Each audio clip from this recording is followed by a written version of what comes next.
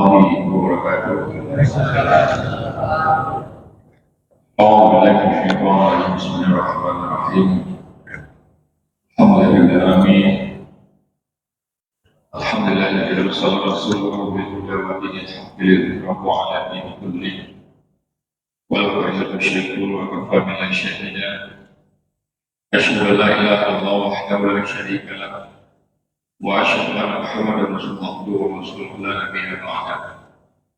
Allahumma shalli ala sayyidina Muhammad wa ala alihi wa sahbihi ajma'in. Wa ma khalaqtul jinna wal insa illa liya'budun.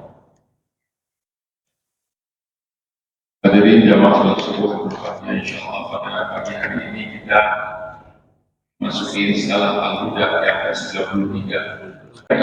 Insyaallah kita membahas mengenai risalah yang ke-93, nafsul insan, nafsu manusia. Jadi kenapa orang banyak gagal dalam kehidupan ini? Paling besar faktornya itu adalah di nafsul insan, nafsu manusia.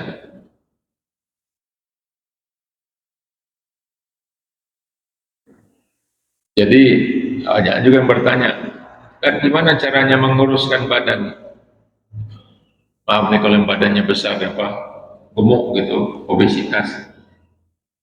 Saya bilang kuncinya itu pengendalian diri. Biar olahraga, biar diet. Tapi kalau nggak bisa mengendalikan diri, nggak berhasil itu. Poinnya itu adalah di pengendalian diri. Jadi mampu nggak kita mengendalikan nafsu itu? Itu kan sebenarnya pingin makan, pingin itu aja sebetulnya. Mau pakai teorinya Deddy Corbuzier. Gimana tuh Corbuzier? 14 jam nggak boleh makan. Setelah itu terserah bebas. Puasa lagi 14 jam. Minum air boleh, makan nggak boleh. Susah-susah amat pakai teori Corbuzier, bukan Nabi, bukan apa. Saum Nabi Daud aja untuk lebih bagus sehari saum, tidak. Seperti itu selesai masalahnya.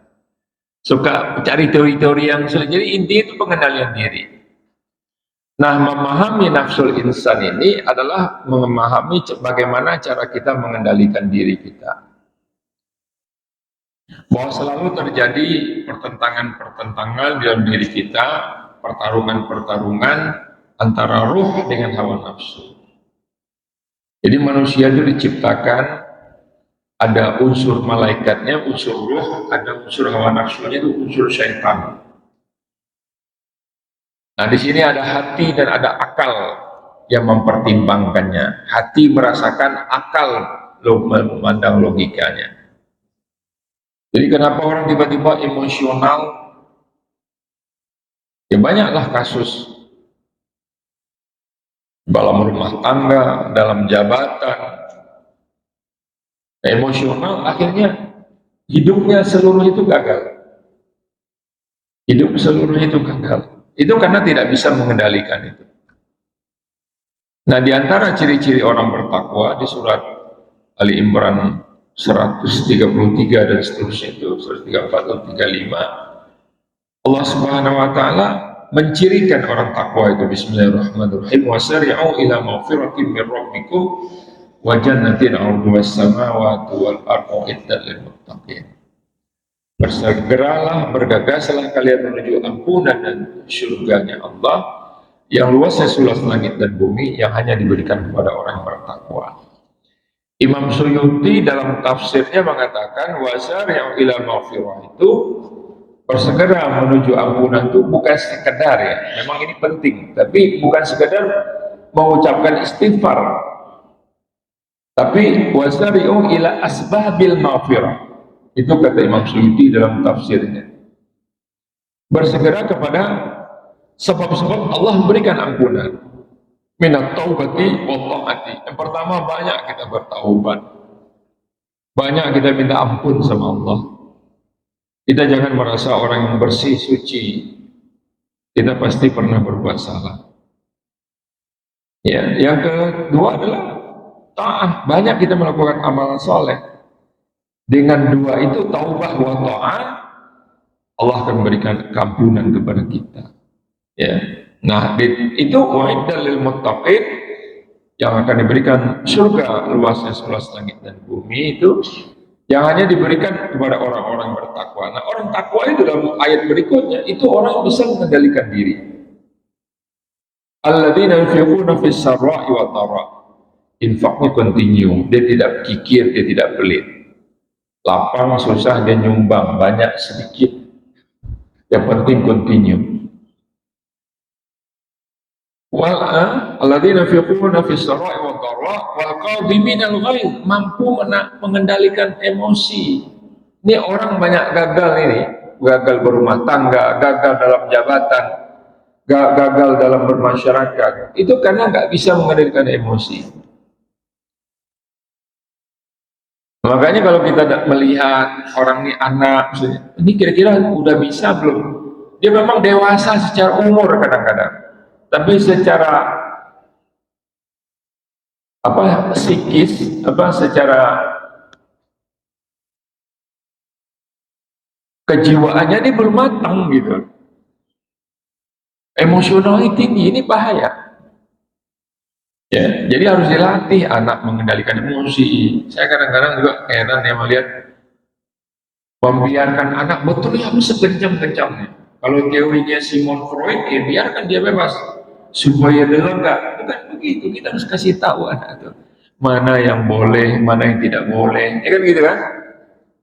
Mana yang halal, mana yang haram. Kalau udah tinggi lagi, ada yang boleh, tidak boleh. Tapi ada yang pantas, ada yang tidak pantas. Dia boleh, itu tidak pantas. Contohnya, batas aurat laki-laki di mana? Pusat sampai lutut. Itu aurat laki-laki. Sekarang ada orang sholat ke sini bawa celana kulot, tertutuplah itu ininya. Pusarnya sampai lututnya. Dia nggak pakai baju, nggak pakai celana. Sah nggak sholatnya? Sah apa enggak? Sah. Tapi pantas apa enggak? Pantas apa enggak? Enggak pantas.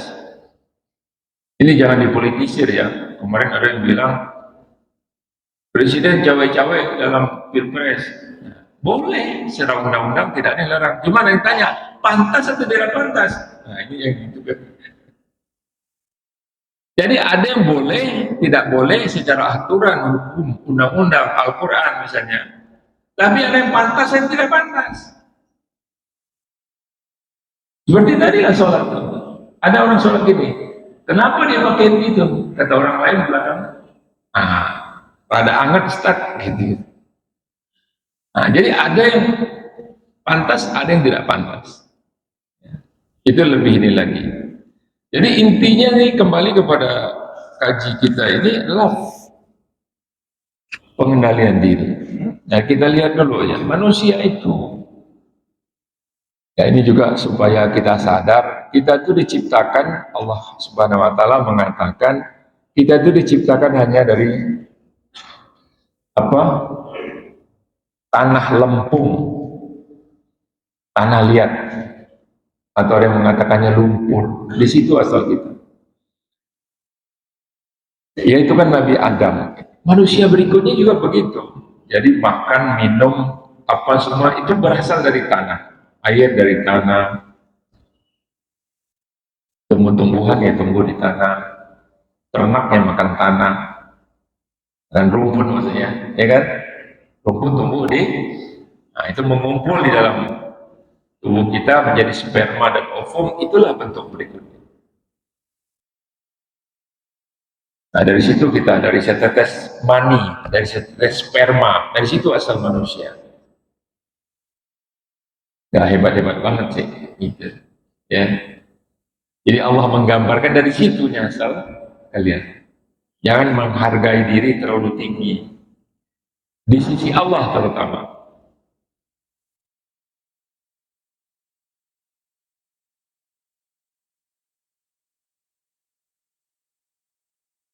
Dalam surat Al-Hijr ayat 26, itu ayat pertama yang saya tulis di risalah ini. Bismillahirrahmanirrahim. Walaqad khalaqnal insana min shalsalin min hama'im masnun. Dan sungguh kami telah menciptakan Adam atau manusia itu dari tanah kering, lumpur hitam yang diberi bentuk. Dari situlah. Jadi kalau Allah bilang di ayat berikutnya itu, "Tsumma qala lahu kun fayakun." Nah, kemudian jadi maka jadilah dia. Itu Allah Subhanahu wa taala.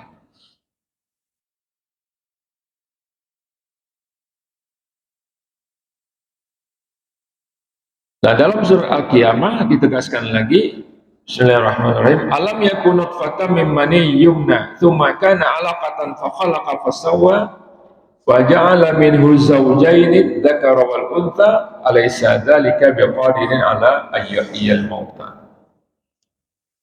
Bukankah dulu setetes mani yang ditumpahkan ke dalam rahim itu, nah, itu asalnya manusia. Kemudian dia menjadi alaqah. Alaqah itu dia menjadi segumpal darah. Kemudian Allah menyempurnakannya, menjadikannya laki-laki dan perempuan. Sekarang udah ada alat itu semua. Bisa dicek nih. Baru 4 bulan, 5 bulan. Oh, nanti udah ketahuan tuh jenis kelaminnya berapa bulan. Dulu orang nggak tahu laki atau perempuan nih. Kalau dilihat bininya cakep dan dandannya, ini anak perempuan nih. Kalau nggak suka dandan, ini anak laki nih, pakai klinik juga. Pas lahir,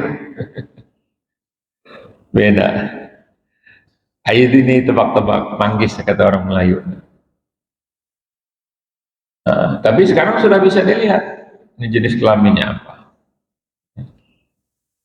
Jadi saripati tanah, sperma atau ovum, kemudian menjadi janin.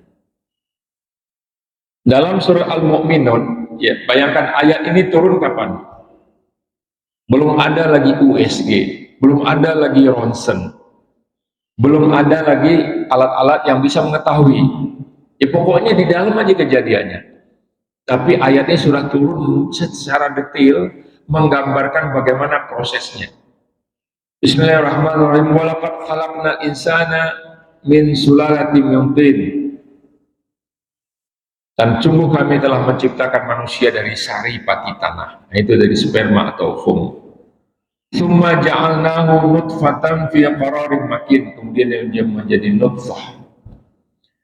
Tsumma khalaqna nutfatan 'alaqah. Sperma itu menjadi segumpal darah. Kemudian fa khalaqnal 'alaqata mudghah. Kemudian dari alaq segumpal darah menjadi segumpal daging. Fa khalaqnal mudghata 'idhama. Segumpal daging menjadi tulang. Ya, fa khalaqnal mudghata 'idhama fa kasawna 'idhama lahma. Nah, coba perhatikan. Kemudian kami tutup lagi tulang itu dengan lahma. Coba lihat. Di awal Allah bilang daging itu mudghah. Berikutnya Allah bilang lahma. Apa beda mudghah dengan lahma? Ahli tafsir mengatakan bahwa kalau dia sebut mudghah itu daging tok. Kalau gulai kambing tuh pulang kayak apa? Gulai atau tongseng kambing. Kita minta mudghahnya aja. Nah, itu harganya mahal gitu, Pak. Gitu. Tapi kalau dia jadi lahma, dia ada campuran tulangnya. Beda kan? Iya, nggak ada yang suka kambing di sini. Kalau saya nggak suka kambing mentah, matang saya suka. Ya. Nah itu bedanya, beda supaya ingat nih maksud saya nih. Jadi candanya supaya ingat. Ini kan ke kambing, cepat kita nangkapnya kan kalau kambing. Kambing daging saja sama kambing ada tulang itu beda. Nah Allah menggunakan kalimat mudghah itu daging. Kalau disebut dia lahma itu daging yang dalamnya ada tulangnya. Jadi manusia itu sudah diciptakan seperti itu. Tsumma ansha'nahu khalqan akhar. Kemudian dijadikan kita bentuk yang lain ya. Tadinya bundar-bundar segumpalan, mulailah jadikan kuping, kepala, jantung, sebagainya, luar biasa. Lengkap. Fatabarakallahu ahsanul khaliqin. Maha suci Allah ya. Dengan ciptaannya itu yang paling baik kita diciptakan. Ahsani takwim, nggak main-main Allah terciptakan. Nah, tapi Allah ingatkan di ayat yang sama, "Tsumma innakum ba'da dzalika lamayitun." Tapi ingat kalian akan mati. "Tsumma innakum yaumal qiyamati tub'atsun." Kalian akan dibangkitkan. Nah, kalaulah ayat 12 terbukti secara ilmu pengetahuan, ilmu kesehatan. Ayat 13 dari Al-Mu'minun terbukti. Ayat 14 terbukti. Ayat 15 terbukti orang mati. Masa ya ayat 16 enggak terbukti nanti bahwa manusia akan berbangkit. Ya, jadi 7 argumen sebelumnya itu sudah terbukti. Mulai dari nutfah, mulai dari alaqah, mulai dari mudghah, mulai dari idhamah, kemudian menjadi lahma, kemudian lahir kita, ya kan? Kemudian orang akan dimatikan. Nah, 7 argumen terbukti. Masa yang kebangkit yang ke-8 nggak benar? Nah, itu secara logika manusia. Dilengkapi kita dengan pendengaran, penglihatan, dan hati. Wallahu akhrajakum min butuni ummahatikum la ta'lamuna syai'a wa ja'alakum sam'a wal absar wal afidah la'allakum tashkurun. Allah lah telah mengeluarkan kalian dari perut ibu-ibu kalian.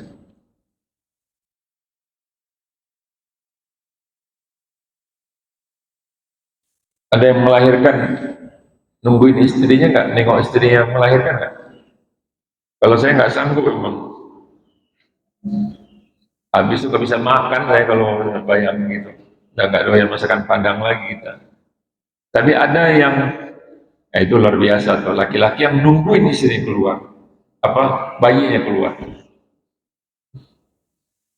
Jadi ini kan kepala besar nih, gitu. Ya, ini kata saya tanya gimana? Kepala kan besar itu Ustaz. Iya, bisa lewat di saluran sekecil itu. Ya ada sobek-sobeknya sih. Nanti kan ada tukang obras, tukang jahit katanya begitu. Nah saya dengar ceritanya udah ngilu saya. Dengar baru ceritanya. Nah kepala tadi itu dalam tuh besar segini. Itu merapat. Allah ciptakan merapat gini. Ya. Nah tadinya kepala tuh ngadep ke bawah gini. Pas sampai di pinggul dia apa nih? Bahu nih kan besar. Dia muter. Cus tutup ke atas. Baru dia ngadep ke atas.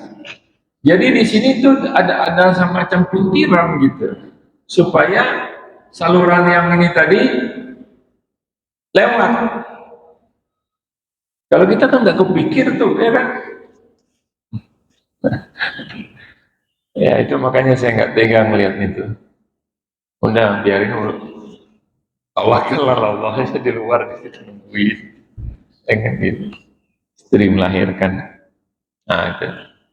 Nah setelah lahir itu anak harus menangis. Kenapa? Itulah dia saat pertama bernapas dengan paru-parunya.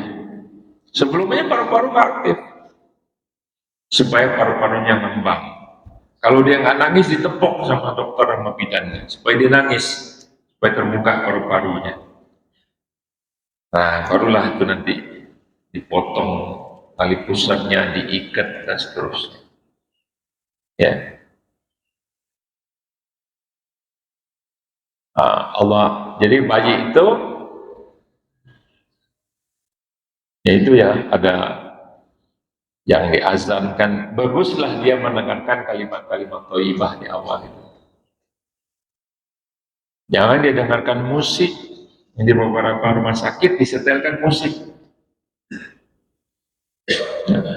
Jadi bayi itu lahir juga dia sudah nongkrong setan di kupingnya itu. Nah itu kita bacakan kalimat thayyibah. Kalimat membesarkan nama Allah. Jadi pertama berfungsi bayi itu adalah telinganya dulu. Nggak langsung melek, walaupun melek tapi dia belum lihat. Belum awas diginin, belum bereaksi. Di beberapa hari baru bereaksi. Baru absar. Jadi ayat ini betul. Wa ja'alakumus sam'a, pendengaran, penglihatan, mata. Kalau dulu sampai sebulan anak itu baru bisa melek matanya, baru bisa begini karena dulu gelap, lampunya lampu templok doang. Kalau sekarang 7 hari matanya udah ke sana kemari, lampu terang soalnya. Nah kemudian dia sudah mulai ngambek, itu namanya hatinya sudah mulai, udah bisa merajuk istilahnya. Nah itu hati afidah. Mengapain manusia diciptakan sama Allah? Ya, untuk ibadah. Itu yang B. Ibadah dan khalifah. Apa arti khalifah? Ya? Orang sekarang takut dengar kata-kata khalifah, khilafah, dan jihad. Itu semuanya ada di dalam Al-Quran. Kita takut menyebutnya. Serem katanya. Apanya yang serem? Udah dikatakan oleh MUI bahwa khilafah, khalifah, jihad itu ada dalam Al-Quran. Dan khilafah itu kan kekuasaan Islam secara alami internasional. Dulu pernah berdiri 500 tahun. Yang terakhir itu khilafah Turki Utsmani. Ada sejarah Islam di situ sampai ke Aceh, sampai ke Indonesia. Janji Allah juga di dalam surat An-Nur ayat 55, wa'adallahu alladziina aamanu minkum wa 'amilus shalihati la yastakhlifannahum fil ardh. Ini belum ada ATI, Pak. Al-Qur'an udah ada. Belum ada ATI waktu ayat itu. Terus sekarang asal orang ngomong khilafah, ATI ini merubah Pancasila. Dari mana? Kalimat halal, haram, kafir, munafik itu bukan kalimat hukum positif di Indonesia. Itu kalimat-kalimat agama, kitab suci. Gak bisa dicampur adukan. Di Undang-Undang Dasar Negara Republik Indonesia tahun 1945 tidak ada kafir, mukmin, nggak ada. Munafik nggak ada. Nah itu jadi kita mesti pandai-pandai menempatkannya di mana. Jadi Allah tugasnya satu ibadah, yang kedua khalifah. Khalifah itu apa? Wakil Allah, khalifatullah, wakil Allah di muka bumi ini. Allah memilih manusia. Wa ma khalaqul jinna wal insa illa liya'budun. Dan Allah enggak menciptakan kita main-main. Wa ma khalaqnas samaa wal arda wa ma bainahuma la'ibin. Allah serius menciptakan manusia. Dipilih manusia ini, bukan malaikat, bukan jin, bukan binatang, bukan makhluk-makhluk yang lain sebagai khalifah, tapi manusia dipilih. Ini udah beberapa kali, cuma saya ingin nanti arahnya ke nafsul insan. Sampai malaikat pun mempertanyakan, wa idza qala rabbuka lil malaikati inni ja'ilun fil ardi khalifah. Qalu ataj'alu fiha ma yufsidu fiha wa yasfiku ad-dima wa nahnu nusabbihu bihamdika wa nuqaddisu lak. Qala inni a'lamu ma la ta'lamun. Al-Baqarah ayat 30 berikutnya.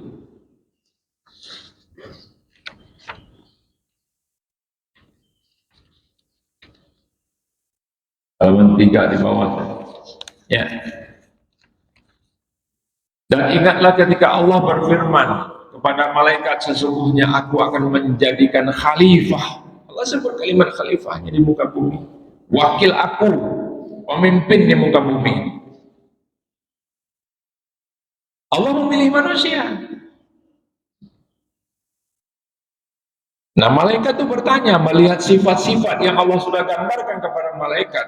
Malaikat tanya, ataj'alu fiha ma yufsidu fiha wa yasfiku dima. Apakah engkau akan menciptakan satu makhluk yang suka berbuat kerusakan dan menumpahkan darah, Sinyalemen malaikat ini terbukti. Jangankan malaikat sekarang, jangankan manusia sekarang yang suka berperang, ya kan? Ambisi perang. Bukan hanya Putin ya, Putin ini markanya apa? Situ Meang, bukan ya? Perang, nafsu perang, enggak.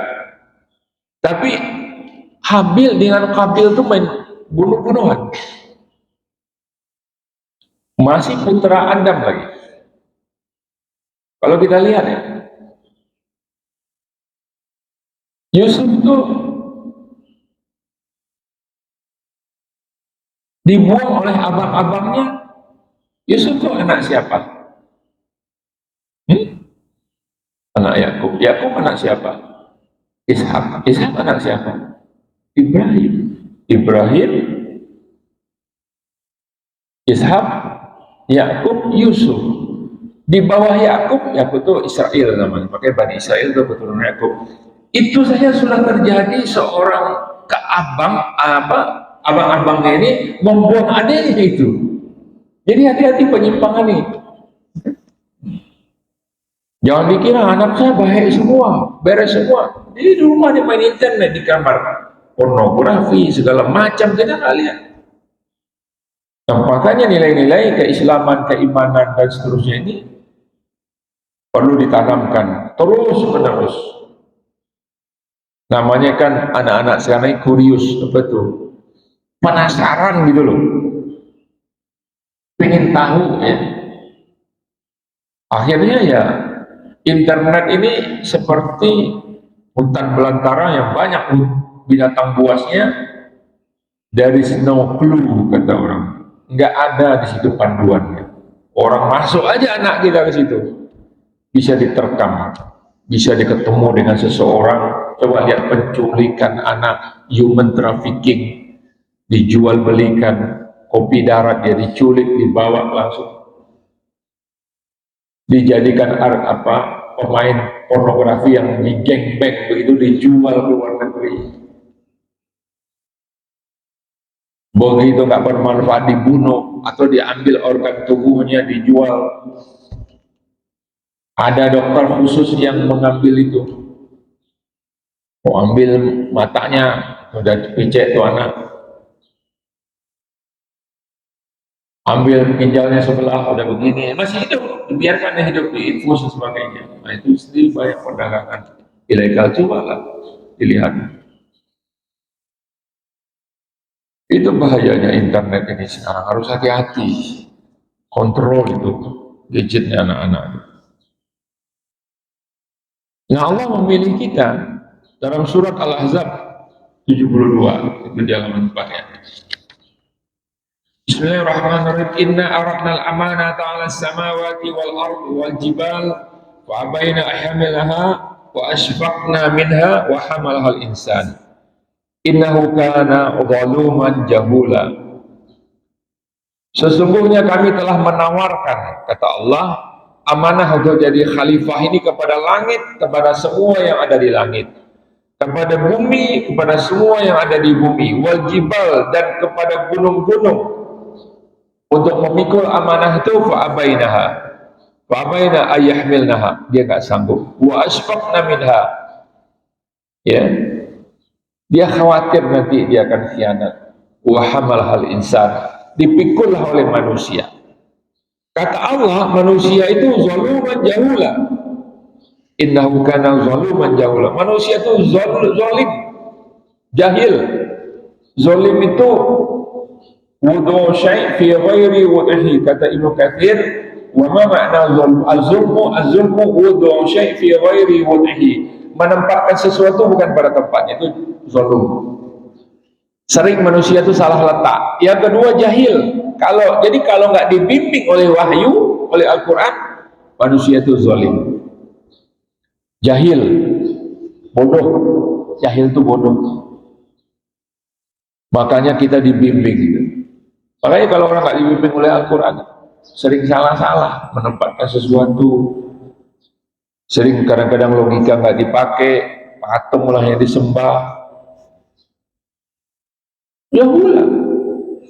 Orang Arab jahiliyah dulu 300 patung. Umar tuh sampai mikir, patung kadang-kadang dibuat dari makanan, dari tepung, dari kurma. Nah, disemasuklah ke jalan. Umar tuh kan pernah cerita, saking bodohnya kami dulu. Karena safar terlalu jauh, nggak ada lagi makanan, tinggal patung. Minta maaf dia mau patung, kalau makanlah. Karena dibuat dari roti kan, dari tepung, dimakannya. Terus mengambil tangannya, lama-lama kepalanya itu patung, diam aja itu patung.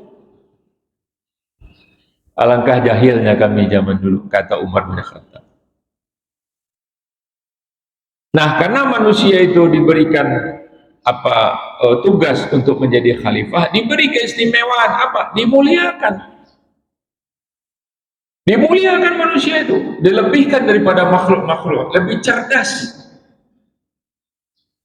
Kalau ada monyet bisa naik sepeda di sirkus, kalian pernah lihat nggak? Monyet naik sepeda di sirkus, ada lihat? Coba bawa ke simpangan Depok tuh, kira-kira kacau nggak lalu lintas? Hah? Kacau nggak? Berantakan. Kenapa? Dia nggak punya istidrak, dia nggak punya akal, instingnya naik sepeda bisa. Jadi dimuliakan. Walaqad karamna bani Adam. Dan sungguh kami telah memuliakan anak cucu Adam. Wa hamalnahu fil barri wal bahr. Kami perjalankan dia di daratan, di lautan. Ada kebo bikin perahu. Kebo bisa berenang, bisa, tapi bisa dibikin perahu, bikin kapal. Bahkan sekarang pesawat 300 ton, 400 ton besi terbang. Siapa yang bikin? Manusia. Dia ubah itu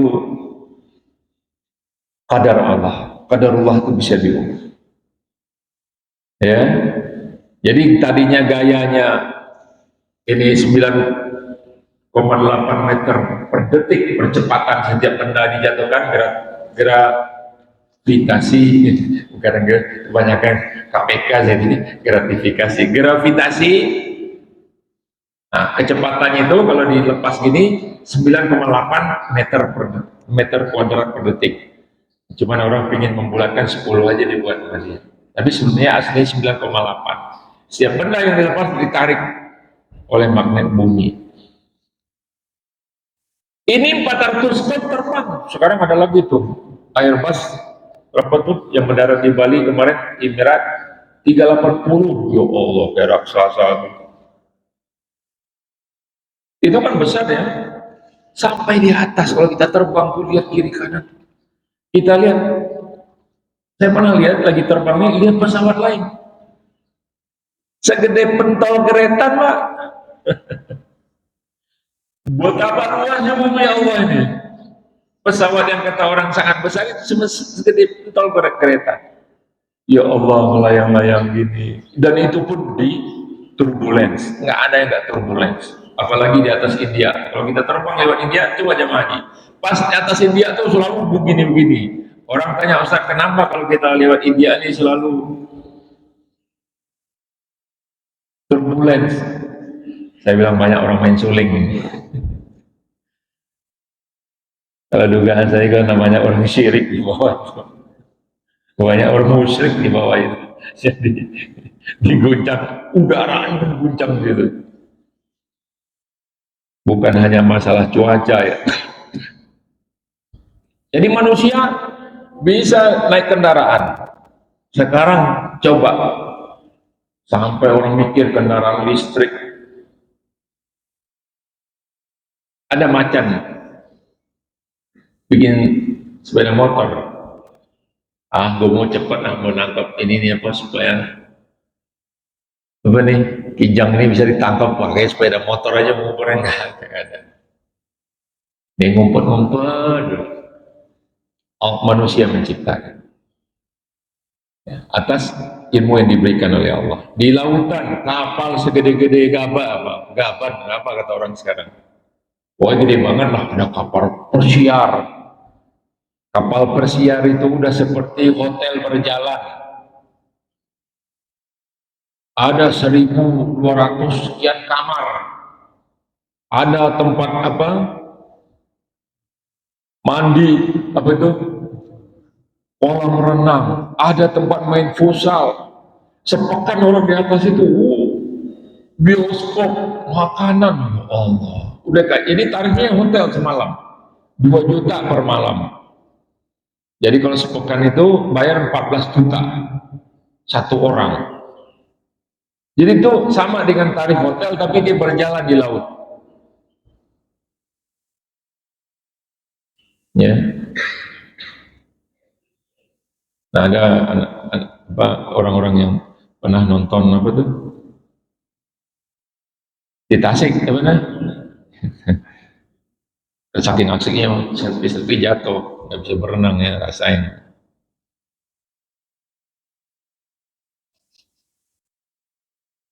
Mau tiru Titanic tadi kan, bagaya-bagaya kecebur beneran.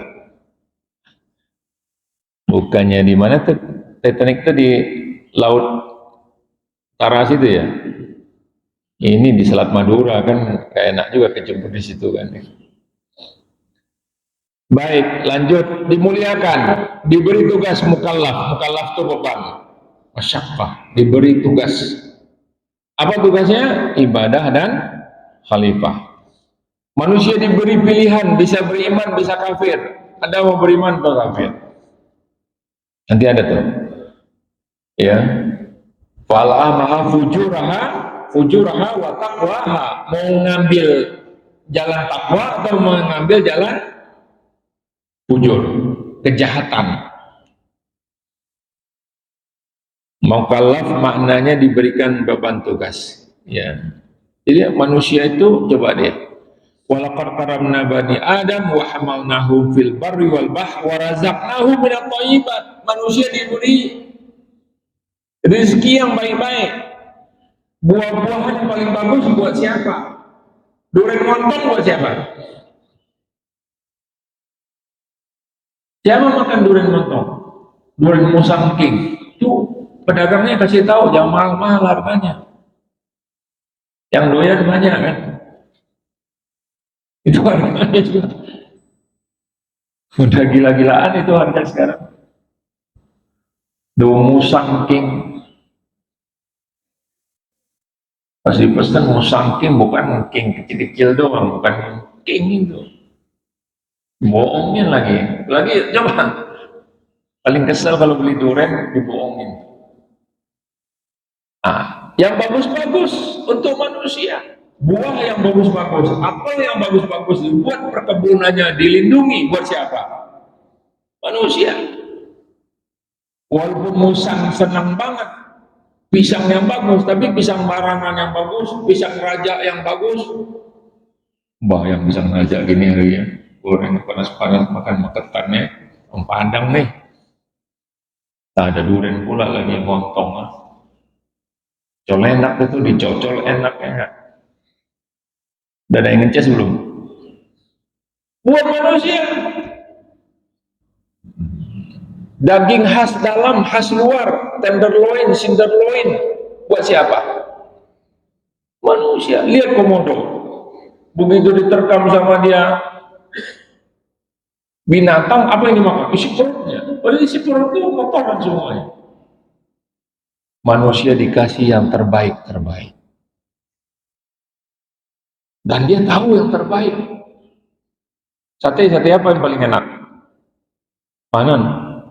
Sate apa? Ayam taliwang enak. Emang ada orang apa beruang bikin ayam taliwang? Nggak ada kan? Sama-sama angnya buat dipantunin enak tuh kan? Nggak ada. Tapi manusia yang membuat bumbunya sehingga ayam taliwang plecing enak kita makan. Terbaik. Sisa-sisanya makanan busuk, buah busuk dikasih ke siapa? Binatang loh. Bagaimana Allah memuliakan manusia? Wa faddalnahum ala katsirin mimma khalaqna tafdila, dan diutamakan diprioritaskan manusia daripada yang lain-lain. Kalau manusia masuk ke satu pulau, situ ada singa, ada ular, ada monyet, katakan di situ ada babi, ada yang lain-lain, ada jin yang sudah berpuluhan tahun di situ, termasuk manusia di situ, siapa jadi penguasa? Manusia. Singa nggak mau tunduk, dibikin perangkap, disuruh minggir, dibangun rumah-rumah jin minggir semua. Manusia yang berkuasa, manusia diberi akal.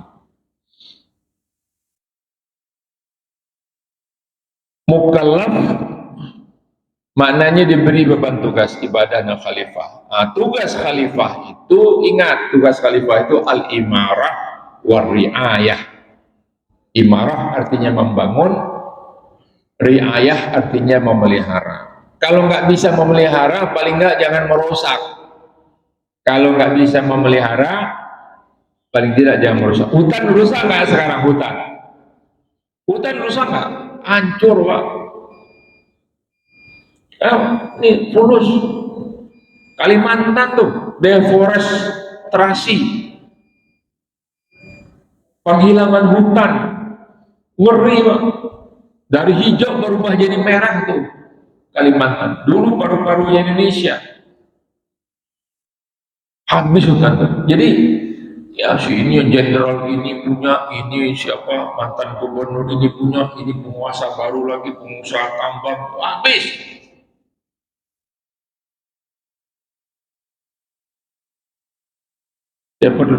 Saya pergi ke Sumbawa. Ini tanah luas kosong.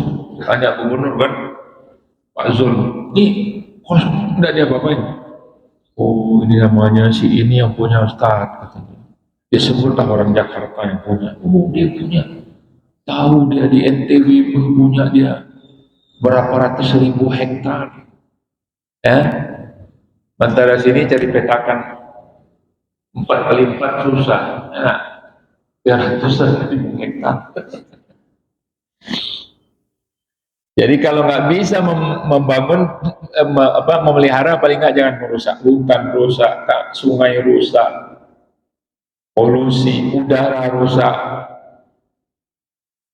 Ya, nanti ada ayat lain tuh, kerusakan. Zahral fasad fil barri wal bahr. Terjadi kerusakan di daratan dan lautan karena ulah tangan manusia. Nggak tahu nih, pasir laut lagi mau diekspor. Nggak ada lagi apa komoditi.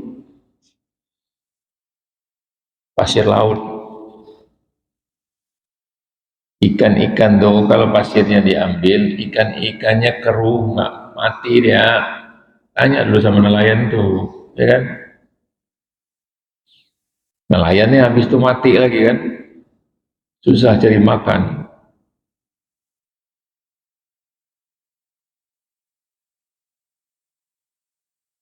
Nah, manusia diberi pilihan.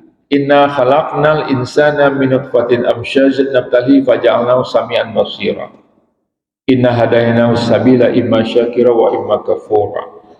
Jadi setelah ciptakan dari nutfah, mani yang bercampur, kemudian Allah memberikan apa nih? Pendengaran dan hati dan penglihatan. Kemudian Allah berikan petunjuk mau bersyukur atau kufur. Inna atana lil kafirina salasila wa aghlala wa sa'ira, dan Allah telah menjanjikan untuk orang-orang kafir ya neraka yang menyala-nyala. Jadi itu pilihan, mau masuk kafir neraka. Innal abrara yashrabuna min ka'sin kana miza juha kafura, dan orang-orang yang berbuat soleh, beramal soleh, dia berbuat kebaikan, mereka akan minum dari gelas yang berisi campuran air kafur, itu air yang sedap, mata air surga, yang dari situ orang-orang minum. Surat Al-Insan itu ad-dahri. Nah, baru kita masuk ke inti masalah. Jadi nafsu manusia itu ada 3. Satu mutmainnah, ini disimak ke sini aja dulu. Satu mutmainnah, yang kedua lawamah, yang ketiga amarah. Tadi kita punya unsur apa? Ini garis besarnya dulu. Mutmainnah, kita punya unsur roh dan hawa nafsu manusia ini. Tapi kita diberi alat akal untuk logika, hati untuk merasa. Ya, hati untuk merasa.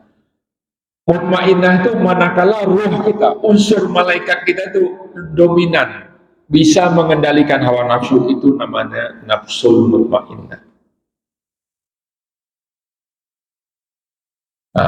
Itu orang-orang soleh ke situ. Lawamah itu terjadi tarik menarik. Kadang ruhnya menang, kadang hawa nafsunya menang. Ini masih belum stabil. Ababil, anak baru gede labil kata anak sekarang. Masih. Ini nih kalau pernah apa catatan si Boy apa dulu ya. Sholat jalan terus, maksiat pun oke. Ini begini. Ini belum menang, rohnya belum menang, belum mutmainnah. Nah kalau amarah, nafsu amarah, nafsunya, hawa nafsunya lebih dominan, lebih menang daripada rohnya. Paham ya?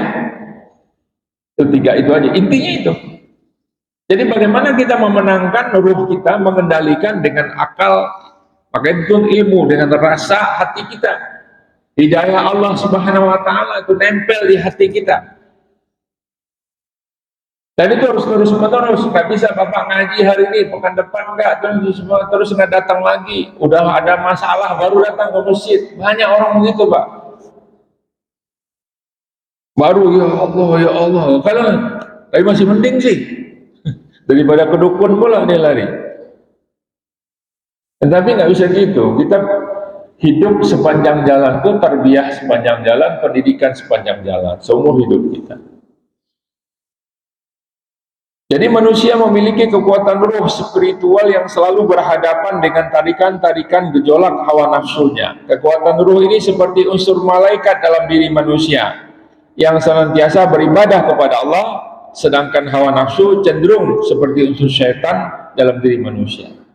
Kalau malaikat itu dia ibadah aja Pak, kan ada yang bilang, ada yang tanya orang tua, Ustaz, banyak sekali doa, banyak sekali bacaan, itu kan yang sunat Pak. Ya tapi banyak sekali, iya banyak alternatifnya. Jadi kalau kita mau beramal soleh itu nggak terbatas Pak, tapi amal wajib itu terbatas Pak. Amal wajib kita apa? Sholat kan, terus apa lagi? Puasa. Zakat pun kalau kita muzaki, kalau infak oke lah kan. Haji kalau yang mampu, ya kan gitu kan. Yang paling rutin apa? Sholat sama puasa. Sholat berapa kali yang wajib? 5 kali. Semua orang mampu melakukannya. Bahkan kalau nggak mampu berdiri, duduk. Nggak mampu duduk, baring. Semua orang bisa melakukannya. Tapi kalau yang sunat-sunat, nyumbang orang, bersihin lingkungan, ya kan, senyum sama, nggak terbatas, tapi jangan senyum terus sama semua orang, bingung juga nanti. Ini kenapa nggak ada masalah di senyum sama semua orang? Ya senyumnya yang pas-pas juga lah. Subhanallah. Bayangkan malaikat disuruh ibadah terus, kalian bertasbih. Subhanallah. Itu malaikat. Miliar malaikat disuruh begitu, gitu aja kerjanya. Jadi kalaulah kita diperintahkan dulu 50 kali sholat sehari semalam, itulah kerjaan kita dulu. Kalau kita disuruh bertasbih, karena kita diciptakan untuk beribadah. Baguslah kita ini diberikan 5 waktu. Masih banyak cerita, masih bisa main badminton, main apa kita kan. Jalan ke sana, jalan kemari. Coba kalau kita diwajibkan 50 kali sholat sehari semalam.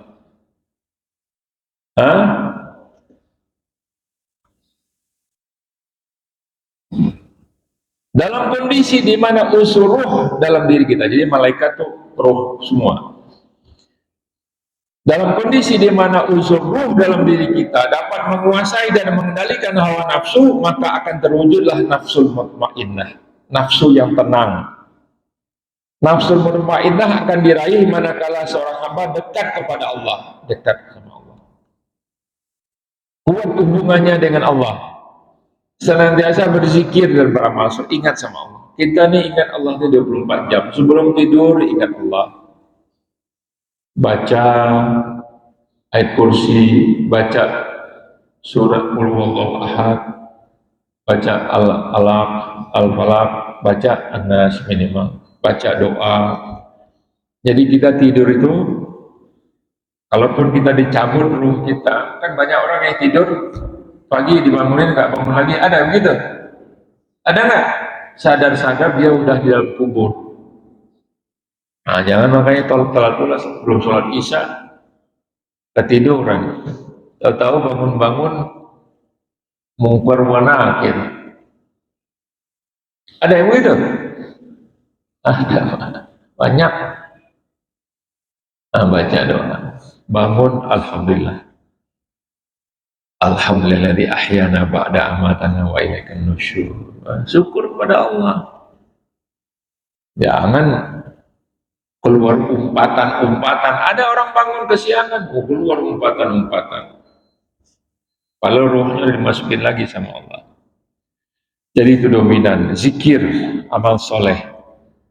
Dalam kondisi di mana manusia lebih dikuasai oleh hawa nafsunya, unsur syaitan ini akan melupakannya kepada Allah.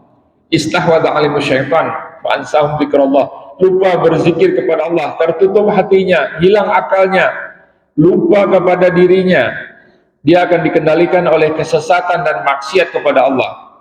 Makanya tidak beriman ketika orang beriman mencuri, tidak beriman ketika dia berzina, tidak beriman ketika dia berdusta. Dalam kondisi ini ia akan cenderung kepada kejahatan dan kerusakan. Ini disebut dengan nafsul amarah. Mereka tidak yakin kepada Allah dan tidak beramal soleh. Nah, ini nafsu yang paling bawah. Dalam kondisi pertarungan tarik-menarik antara nafsul mutmainnah dengan nafsul amarah, terdapat nafsul lawwamah. Kondisi jiwa manusia yang masih belum stabil. Kadang-kadang nafsul mutmainnah lebih unggul, kadang-kadang hawa nafsunya menguasai dirinya. Kadang-kadang muncul akal sehat dan logika-logikanya, lalu dia menyesali diri. Oh, ya nggak benar ya saya begitu ya. Makanya kita sebelum tidur muhasabahi diri kita dari pagi tadi sampai sore kita udah berbuat apa aja. Apa sikap orang, apa reaksi orang, termasuk istri kita sendiri, gimana reaksi dia kepada kita. Anak-anak kita udah bicara apa sama orang. Hasibu qablaan tuhasabu. Hitung-hitung dirimu sebelum dihitung oleh Allah. Mungkin ini slogannya syaitan, sholat rajin, maksiat jalan terus. Nah ini nih, lawwamah. Manusia yang akan tenang menghadapi kematian dan dibawa ke surga Allah adalah yang meraih nafsul mutmainnah. Di surah Al-Fajr itu terakhir ayat 27, ya ayatuhan nafsul mutmainnah irji'i ila rabbiki radiyatan mardiyah fadkhuli fi ibadi wadkhuli jannati. Wahai manusia yang berjiwa tenang, ya ayatuhan nafsul mutmainnah irji'i ila rabbiki radiyatan mardiyah. Kembalilah kepada Rabbmu, bertuhanmu dengan ridho dan diridhoi, mardiyah. Fadkhuli fi ibadi, jadilah hamba-hambaku. Wadkhuli jannati, masuklah ke dalam surgaku. Ini ada dalil-dalilnya, fa'alhamaha fujuraha wa taqwaha. Dalam satu hadis juga dikatakan, wa inni khalaqtu ibadi hunafa kullahum wa innahum atashum syaitanu wa zatalahum ad-dinihim. Nah, manusia itu sebetulnya awalnya hanif, lurus, nggak ada dosa, kemudian datang syaitan dan memalingkan mereka dari agama mereka. Hadis dari Muslim.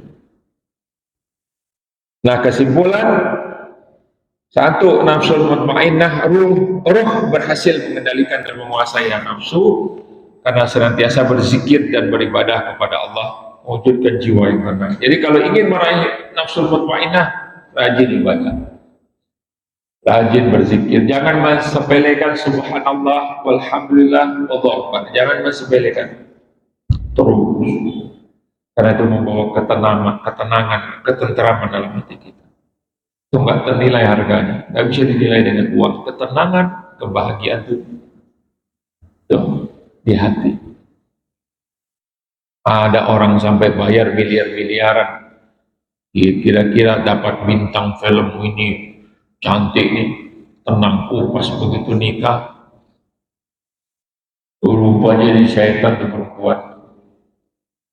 Ada begitu ganteng laki-laki, dia bayar sekian keluar duitnya karena dia tokek besi apa segala macam kan. Udah berapa ganti nggak dapat juga. Jadi bukan di situ. Yang menenteramkan hati itulah dekat kepada Allah dan berzikir kepada Allah. Walladzina amanu wa tatma'innu qulubuhum bi dzikrillah, ala bi dzikrillah tatma'innul qulub. Zikir kepada Allah. Nafsu lawamah, ruh yang tarik menarik dengan hawa nafsu, kadang ruh dominan, kadang hawa nafsu menguasainya, kadang beriman, kadang kafir, kadang ibadah, kadang maksiat, belum stabil. Ujung-ujungnya menyesali diri. Nafsul amarah yang paling parah, hawa nafsu yang telah menguasai ruhnya, berorientasi syahwat, cenderung maksiat, bahkan mempertuhankan hawa nafsunya. Nafsul amarah cenderung kepada kejahatan. Ya, terus silakan baca ayat-ayat di bawahnya lagi, Pak. Dalil-dalilnya saya cantumkan semuanya. Ya, terakhir, oleh sebab itu sebagai manusia yang Allah Subhanahu wa taala sudah karunia dengan akal dan istidrak. Istidraknya paham maksudnya? Akal ada, istidrak itu ngambil pelajaran. Itu istidrak. Hewan tuh ada sebagian, tapi manusia tuh lebih kuat istidrak. Hewan aja diberi juga tuh. Bahkan ada pepatah, keledai tidak jatuh ke lubang yang sama. Nah, karena dia ingat gitu. Manusia berkali-kali jatuh ke lubang, masih sengaja menceburkan diri ke lubang. Padahal lebih. Maka senantiasa harus memiliki pengendalian diri dan keseimbangan, tawazun dalam menjaga fitrah manusia. Perbanyaklah zikir, amal soleh, semoga kita sukses meraih dan menjaga nafsu mutmainnah. Amin ya rabbal alamin. Itulah kajian kita pada pagi hari ini. Ada 3 nafsu manusia. Mudah-mudahan kita semua berhasil meraih nafsu mutmainnah dan menjaganya dalam kehidupan kita sehari-hari. Billahi taufiq wal hidayah, wallahu a'lam. Assalamualaikum warahmatullahi wabarakatuh.